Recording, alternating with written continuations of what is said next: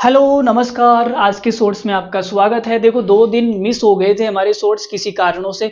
आज हम आपके बीच में शॉर्ट्स दोबारा लेके आ गए हैं, तो स्वागत है फिर से आपका। देखो भाई, छोटा सा शॉर्ट्स है, इसमें ए बी और ए 8 और 7 दिया हुआ है, 8 और 7 दिया हुआ है। इनका अनुपात 3:2 है, ये 3 है, ये 2 है। तीनों भुजाओं का हमें क्या निकालना है? अनुपात निकालना है। निकाल देते हैं। एंगल बाइसेक्टर थ्योरम क्या बोलती है कि जो सामने वाली भुजा है उसको वो उसी अनुपात में बांटेगा जो उसकी आजू बाजू की भुजाएं हैं। तो आपने कहा, आप इस त्रिभुज को देखो, ये जो सांप वाला त्रिभुज आपको दिख रहा है, सांप वाला त्रिभुज, इसके अंदर ये एंगल बाइसेक्टर है। अगर ये एंगल बाइसेक्टर है तो सामने वाली भुजा को 8 और 7 में बांटेगा।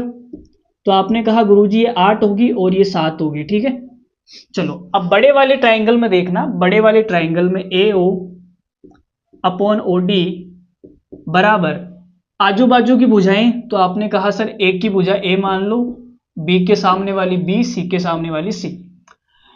तो आजू बाजू की भुजाएं हो गई बी और सी बट्टा ए, ये अनुपात आएगा, हमने आपको बताया। और ये कितना दिया हुआ है? 3 और 2।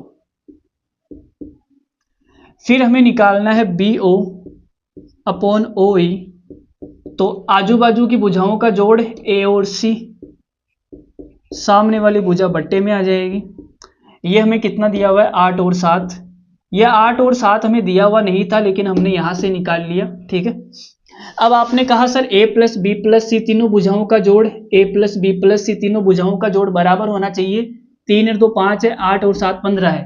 तो बराबर करने के लिए हमने इसको 3 से गुणा कर दिया भाई, तो ये 9/6 हो गया, ठीक है।